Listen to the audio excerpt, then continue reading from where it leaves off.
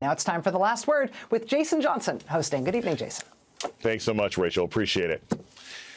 Now, good evening, everyone. This is Jason Johnson. I'd like to bring to you the news of what is happening in our economy, because I got to be honest with you, it is scary and it is chaotic. Donald Trump has been very unpopular with the American people for quite a while now, and it's becoming more and more apparent as we look through polling and recognize that time after time, even the New York Times is pointing out that polling has shown the American people are growing tired of Donald Trump's antics. Now, what is that actually looking like? We're seeing that 66% of Americans are saying that the economy appears chaotic. 59% of Americans are saying the economy looks scary. But that in and of itself is fine, right? We assume that certain people are going to have issues with DOGE. Certain people are going to have issues with how the economy may be functioning.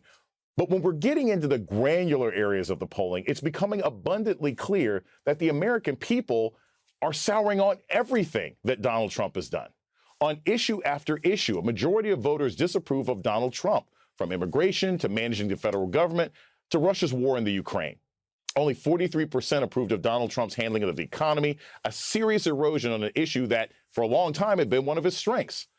We also learned that voters think that Donald Trump has gone too far with his agenda as he pushes the legal limit of the executive branch authority.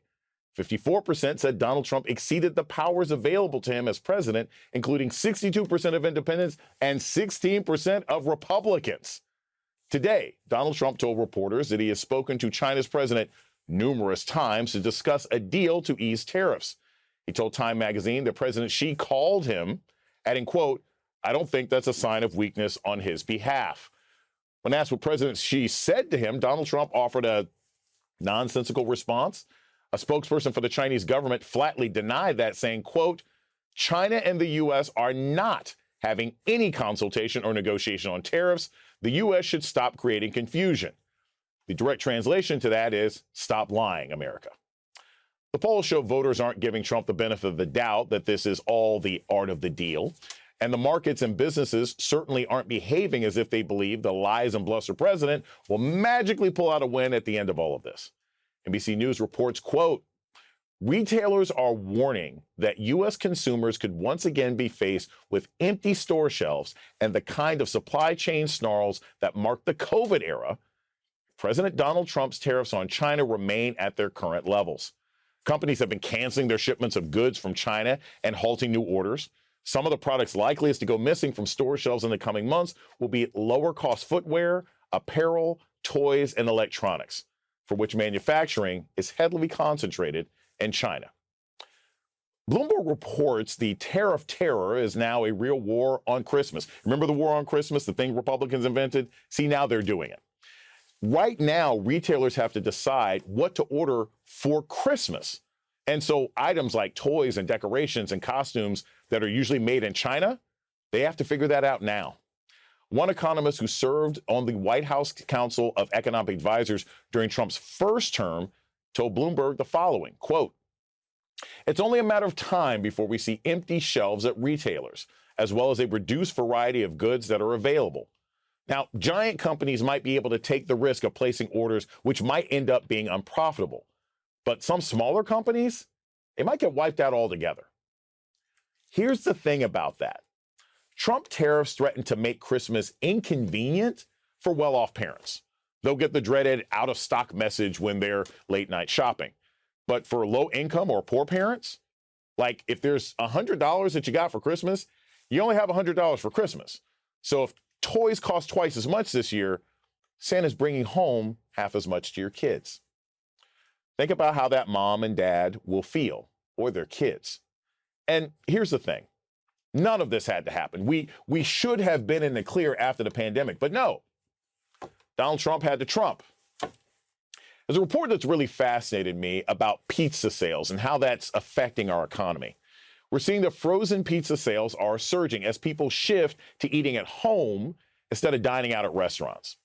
Yahoo Finance reports that we've seen this trend during economic downturns before. Quote, "During the 2009 recession and the 2020 pandemic, frozen food sales, particularly frozen pizza, significantly increased. This trend is reflective of a more home-centric consumer behavior driven by factors such as inflation and the ongoing global uncertainty. Years ago, I heard one Domino's pizza shop owner say he can always tell if we're heading into a recession or how strong the economy is by who his delivery drivers are. When times are good, the drivers are teenagers and college students home for break, just getting some extra cash. When times are bad, his drivers are adults in their 30s, 40s, and 50s doing second jobs to make a little extra cash, probably for Christmas. But people won't have to wait until the holiday season to pay more for stuff. CNBC reports, quote, Amazon merchants are hiking prices for everything from diaper bags and refrigerator magnets to charm necklaces and other top-selling items as they confront higher import costs. E-commerce software company SmartScout tracked 930 products on Amazon that have seen increased prices since April 9th, with an average jump of 29% in categories including clothing, jewelry, household items, office supplies, electronics, and toys. The Wall Street Journal reports that, no surprise, consumers are not feeling good about the economic outlook, writing that, quote, consumer sentiment for April was 52.2, down from 57 in March, a drop of 8% from the previous month. A separate index measuring consumers' expectations for the future was down 32% since January. The survey said that was the steepest three-month percentage decline since the 1990 recession.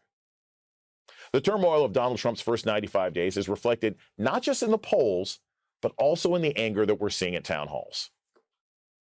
The president's path is, with respect to tariffs, is about resetting the relationship of global trade. That's, I agree with you, I have an opinion. So, I'm going to talk to you, sir, because everybody has an opinion. So you can tax them 100%. And that would pay Social Security, Medicare, and Medicaid. Bingo! And that's it. Bingo! And that's it. Tax like everybody else. First, let me start with hands off our Social Security. Hands off our Medicare, hands off the veterans. You are a veteran. You gonna bring that guy back from El Salvador? Why not? Well, because that's not a power of Congress. Supreme Court said to bring him back. Judges are, Yeah, and the but president hasn't. what can they do? He's defined the Constitution. Judiciary Committee. Trump don't care. He doesn't. Leading off our discussion tonight now is Democratic Congressman Ro Khanna of California. He's a member of the House Oversight Committee and the House Armed Services Committees. He held a town hall tonight in Nebraska. Congressman Ro Khanna, thanks so much for joining us tonight. So I'll just start off. California is your district, but you were in a town hall in Nebraska. Tell us a little bit about why you were in Nebraska and what you were hearing from voters there.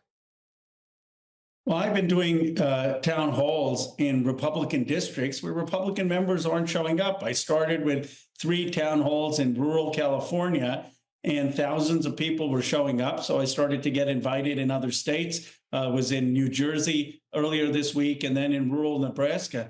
And people were upset. I mean, they're upset, of course, at the Medicaid cuts. They're most upset at this program, $1 billion cut that goes to farmers to pay them for giving food to churches and religious organizations and food banks and kids. And then $1 billion has been cut. But, you know, many people, which surprised me, spoke out also about the rights of immigrants and how concerned they are about people being deported without due process. So many questions on that, and this in the heart of rural Nebraska. Congressman, this is fascinating to me because, one, I think this is a bold move. This is what representatives are supposed to do. But what is being said by the Republican members of these districts? You guys are colleagues, right? So even if you're in their community, in their backyard, do they brush shoulders with you when you get back to Congress? Do they send you angry tweets or text messages? What's being said to you by these Republican members when you show up in their district and talk to the very constituents that they're afraid to talk to? Well, I've got 1 or 2 angry texts. But let me tell you this, I was in David Valdeo's district in California, in Bakersfield. 67% are on Medicaid in that district. And I said, I would like Representative Aldeo not to be for the cuts to Medicaid. A couple other members of Congress also went there. And lo and behold, a few days ago, Representative Aldeo said he's one of 11 members who's going to oppose Medicaid cuts. Now, he told the Washington Post it has nothing to do with me, and maybe it doesn't, but it certainly has to do with the 1,000 people who were showing up in his district in my town hall. And so these things are working. When people say, what can Democrats do? Organize in these red districts. It's not just for 2026. It's to stop the draconian action. You're going to see more Republicans then finding spine to speak out against the Medicaid cuts, to speak out for the Constitution and the rule of law, to speak out against these irrational blanket tariffs. I said at the beginning of the show that there is a New Times poll out that's showing just extreme anxiety and discomfort when it comes to the economy, a 32-point drop since January in consumer confidence about where the economy is going. There are people in this country who already feel like we're heading towards the dreaded R word. What are you hearing when you're traveling around the country right now? Are people tightening up their belts this summer? We know that government employees, many of whom have lost their jobs to DOGE, that means no summer camp for their kids, that means no vacations. But what are you hearing from other people in the economy?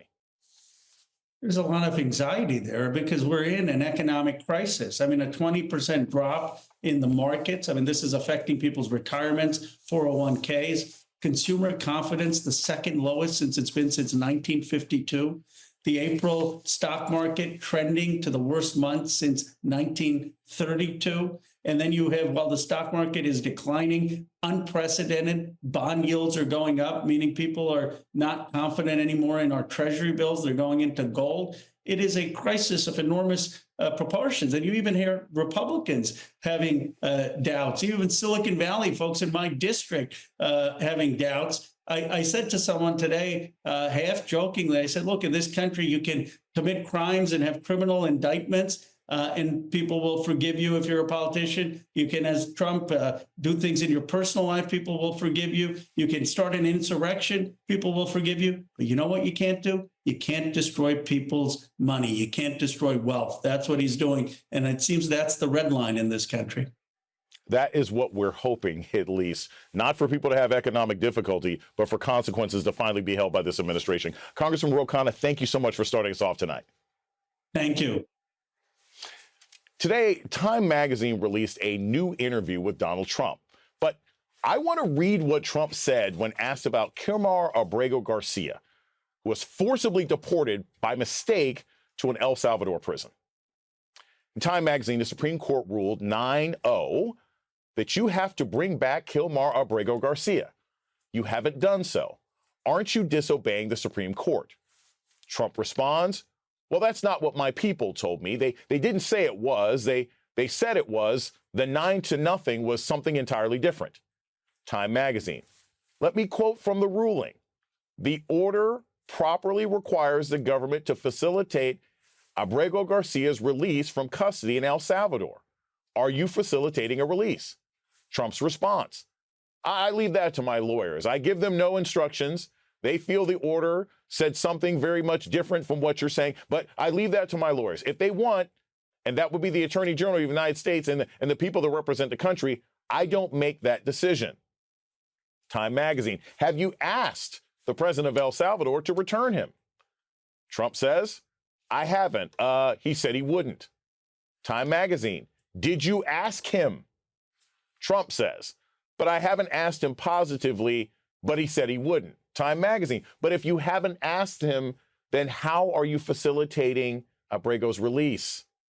Trump says, well, because I haven't been asked to ask him by my attorneys, nobody asked me to ask him that question except for you. Barbara McQuade, former U.S. attorney and an MSNBC legal analyst, joins us now. Barbara, I trust that I can ask you a question and get a straight answer, unlike Time magazine and Donald Trump, right? Absolutely. Wonderful. What is your reaction to that interview? What is just as a lawyer and as an American citizen, what is your reaction to that? it is an absolute effort to run away from what the court has said here. You know, you may recall that Stephen Miller said that it was a 9-0 decision reaffirming the president's power to conduct foreign policy. And that's not at all what it said. As you just read, it said that the administration must facilitate his release from a prison. And to date, I don't know that they've done anything to do that. As we heard an intermediate court of appeals say after this issue, when the Trump administration said words to the effect of, well, if he should find himself at the border, we know we have to let him in. But as the Court of Appeals said, no, it means more than that. Facilitate is an active verb. It means you've got to take action. And the idea that he hasn't even asked the president of El Salvador if he will simply let him come back, then they're not doing anything to facilitate this order. It's really absurd. It's talking in circles, and it is, I think, a flagrant violation of the court's order. So, Barbara, there's twofold to this. Obviously, like a Time magazine interview isn't testimony under oath, right? But can Abrego Garcia's lawyers, can they use this interview with the president? Because the president is basically admitting, again, not under oath, that he's not even trying to listen to what the court's saying. Absolutely. Anything anybody says in public to a witness is an admission that can be usable in court. And so I think this is great evidence that this administration is not taking any steps to try to return Mr. Abrego Garcia, not trying to facilitate his return, as we have seen. And so, you know, people keep asking, are we in a constitutional crisis because the administration is disobeying court orders? It seems to me that what they're really trying to do is to dance around it just a little bit. They've been saying things like, well, they said facilitate, and what does that really mean? At one point, when we saw a disregard for a different court order, one of the arguments was, well, that part wasn't in writing, that part was just oral, so we didn't know we had to obey that part of the order. It seems that they are trying to, out of one side of their mouth, say that they're obeying court orders, but then the reality is they're not doing anything to comply with those orders. So at some point, I think we're going to see this teed up with a true contempt order, and that's really when we're going to see this standoff, and whether this administration blinks and does comply with the court orders, or if they're going to continue to defy them. So if you think that a contempt order is what's going to happen next in this case, what's the force behind that, right? Like the Supreme Court doesn't have its own army. The Supreme Court doesn't appear to have many enforcement mechanisms. So what happens after the contempt charge? Does that mean Donald Trump's key card won't work in the White House for a while? What's the power behind contempt if that's the next step? Yeah, it's a really good question. And I think it's a really dangerous place to be in. You know, our constitutional system requires or assumes that people will be acting in good faith, that people will respect co-equal branches of government. But if we see someone not do that, in this instance, the president or someone within his administration, the court has some other options. They can impose fines. But if the court should order someone jailed for contempt, the agency that handles that is the U.S. Marshals Service, which answers to the Justice Department, part of the executive branch. And so you could imagine a scenario, perhaps, where there is an order of contempt in order that someone be jailed. And the U.S. Marshals say, well, our boss, Pam Bondi, the Attorney General, has told us not to execute that order to jail somebody. Really, then the only option is what's left to check a president. You know, it's a game of scissors, paper, rock. And the last remaining force in that equation is Congress. And Congress has the power through impeachment to remove a president who violates his oath of office by failing to obey a court order. I don't know that this Congress has the backbone to do that. Yeah, we saw how well that worked a couple of times in the last administration. Barbara McQuade, thank you for that sobering assessment of what's going on in this country right now. You bet. Coming up, Republicans who look the other way and confirm Pete Hegseth as Donald Trump's defense secretary have yet another reason to be ashamed of that vote, if that's something that they actually feel. The very latest on the most scandal-plagued member of Donald Trump's cabinet, and that's saying something, is coming next with Congressman Adam Smith, the top Democrat on the House Armed Services Committee.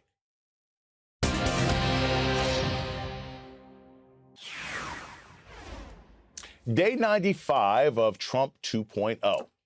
And tonight, it's 0 days since Pete Hegseth has not been front page news for just being messy. The New York Times has been reporting Defense Secretary Pete Hegseth's personal phone number, the one used in a recent Signal chat, was easily accessible on the internet and public apps as recently as March, potentially exposing national security secrets to foreign adversaries. The phone number could be found in a variety of places, including WhatsApp, Facebook, and a fantasy sports site. It was the same number through which the defense secretary, using the Signal commercial messaging app, disclosed flight data for American strikes on the Houthi militia in Yemen. NBC News also confirmed a report published yesterday by the Associated Press. Hegseth had a special internet line installed in his Pentagon office in defiance of the Defense Department's normal security protocols so that he could use the Signal app on a personal computer there, according to two officials familiar with the matter. The so-called dirty line, referred to that way because it's not secured, increases the likelihood of the office being hacked or surveilled by a foreign adversary or another entity. A spokesman for the defense secretary told the Washington Post that Hegseth, quote, has never used and does not currently use Signal on his government computer. That same NBC News report detailed the chaos under Hegseth and the Pentagon. Hegseth's behavior has become erratic, and he seems increasingly insecure about his job and standing in the administration, leading him to frequently reinforce to staff that he can't allow himself to be fired, according to two officials familiar with the situation. Officials who operate in Hegseth's vicinity describe him as difficult and prickly and said that he berates and yells at the staff. The officials described a tense environment with fighting, even yelling, amongst Hegseth's senior staff. Now, that comes a day after the Wall Street Journal reported on an incident which Hegseth screamed, quote, I'll hook you to an effing polygraph at Admiral Christopher Grady, who was then the acting chairman of the Joint Chiefs of Staff. Joining us now to discuss this nonsense is Democratic Congressman Adam Smith of Washington. He's the ranking member of the House Armed Services Committee. Thank you so much, Congressman, for joining us this evening. Now, look, I always say this. I don't care about palace intrigue. I'm not interested in personality battles with this regime that's running the country right now. But I am legitimately concerned about a person who seems both incompetent and messy and dysfunctional. In your position, what are you seeing in the behavior of Secretary of Defense Hegseth that is most dangerous to American security right now? Well, it's not terribly surprising. First of all, Secretary Hegseth had run a couple of small nonprofits in a very similar fashion before this. This all became public. I mean, the most concerning aspect of this is, well, two things. One, the lack of security, the vulnerabilities that he has created.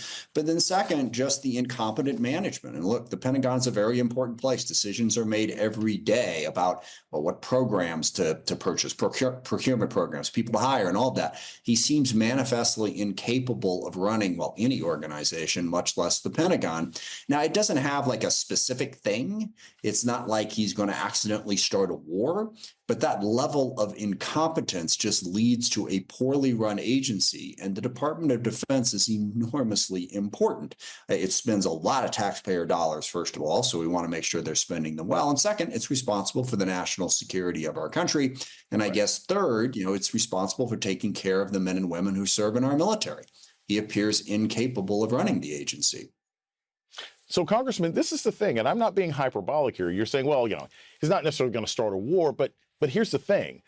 If the Secretary of Defense is constantly exposing national defense secrets, if I can find his number on DraftKings, right? If I can find his number on WhatsApp and Venmo, what's to stop his sloppiness from exposing our security to terrorist organizations or rogue nations that may want to attack us? Isn't this lack of responsibility on his behalf leaving us open to potentially being attacked or being drawn into a conflict that we have no national security interest in? I mean, absolutely. And let me just also say that a lot of decisions are being made right now on the war in Yemen. It's funny, with all the background and all the incompetence that Secretary Hegseth has shown on security, people are losing track of the fact that we're engaged in a 40-plus day bombing campaign in Yemen that doesn't appear to have any end to it. So yes, you're 100% correct. This places us at greater risk. And this is a theme, I think, of the Trump presidency that we need to highlight more. Yes, he is violating the Constitution. Yes, he is an aspiring autocrat trying to destroy a lot of the basic protections that we have, deporting people without any evidence, disobeying court rulings, as your previous guest talked about. But he's also making us weaker as a country, weaker economically, weaker in terms of our national security. And what he's doing at the Department of Defense absolutely places us at exactly the risk that you just described.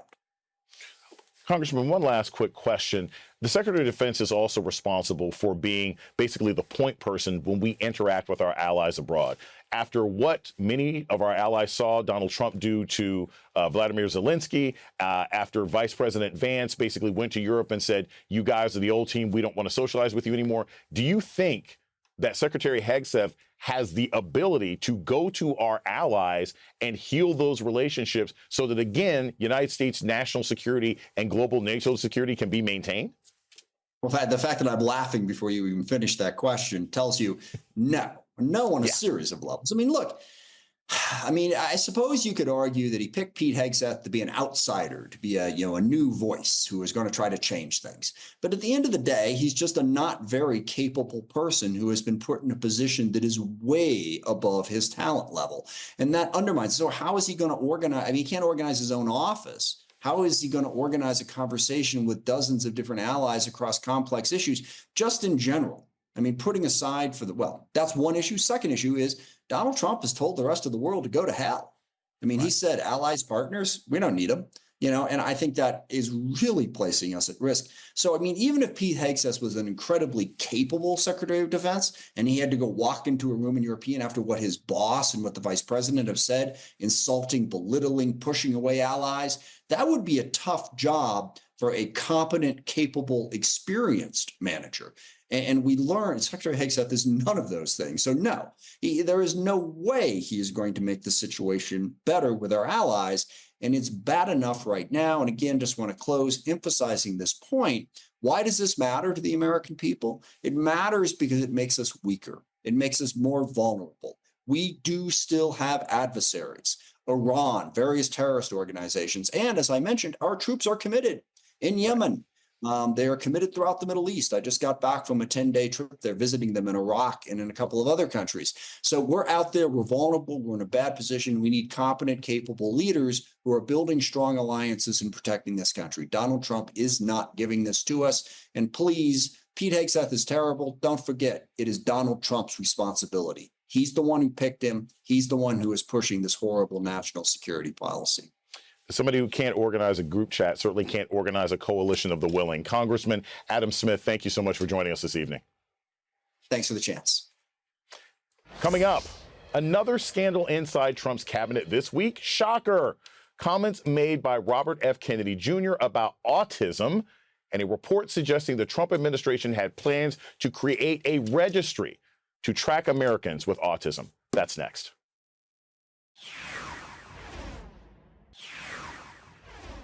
Autism is a spectrum. Some people need more support than others, but to generalize and say none of us can work, date, or contribute to society is completely false. I have a job. I do pay taxes. I've dated. I have a master's degree. We don't need to be fixed. We need to be supported. But the answer isn't erasing autism. It's building a more inclusive world for all of us. That was Danny Bowman, a cast member on Netflix Love on the Spectrum, speaking out against the characterization Trump Health and Human Services Secretary Robert Kennedy Jr. made about people with autism.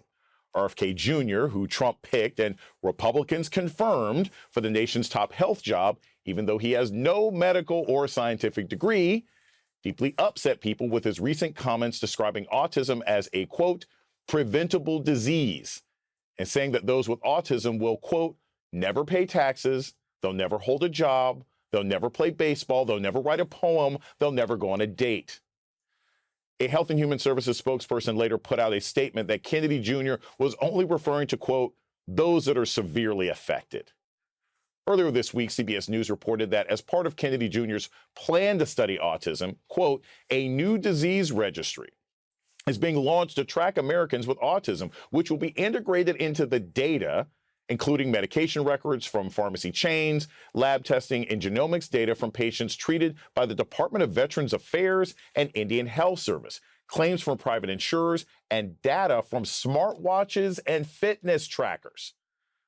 As you can imagine, a proposal to create a registry of Americans with a certain condition and track their movements, medical treatments, and prescriptions, yeah, that's a 5-alarm fire for people in the autism community and anybody else in America who cares about medical privacy.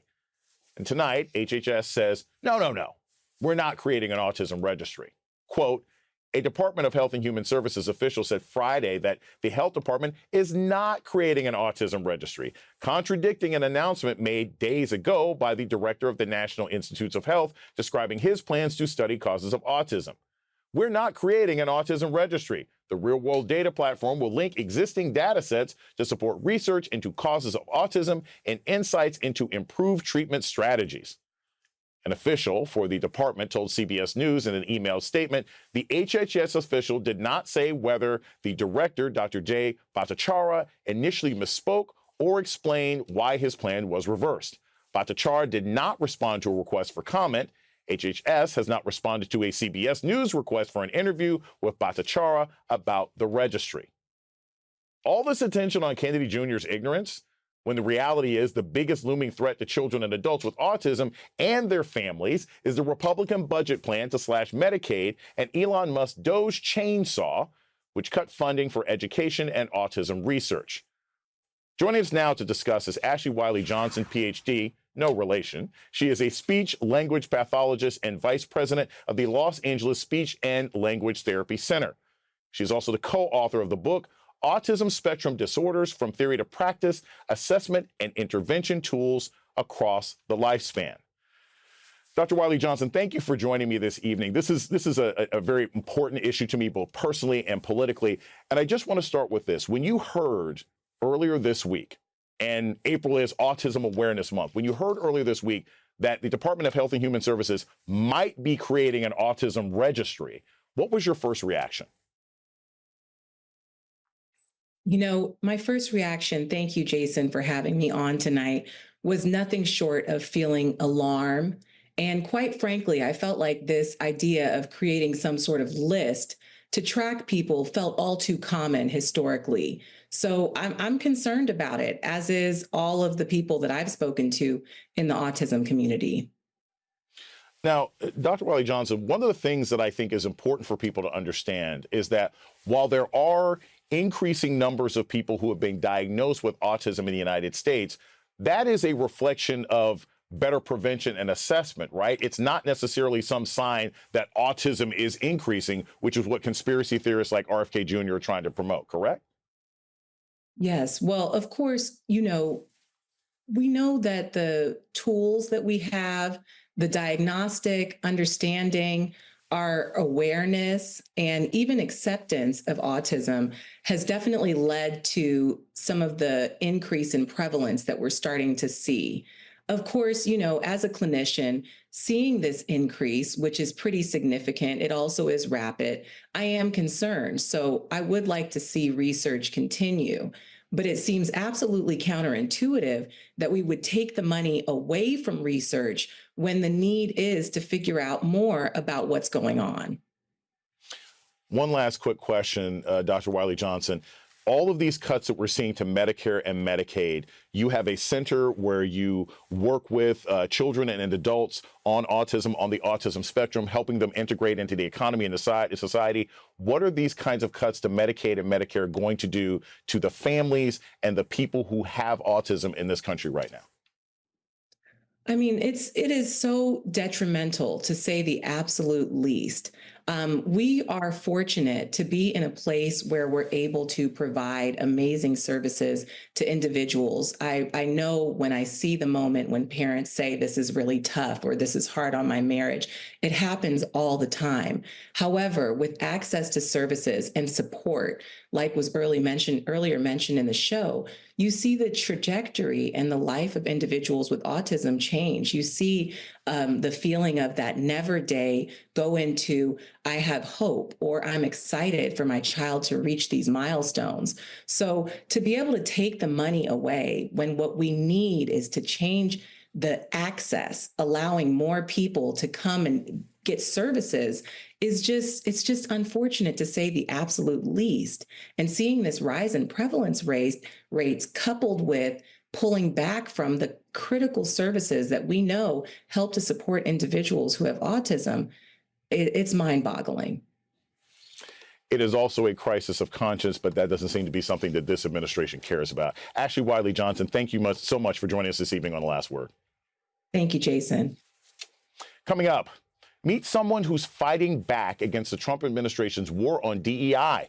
That's next on The Last Word.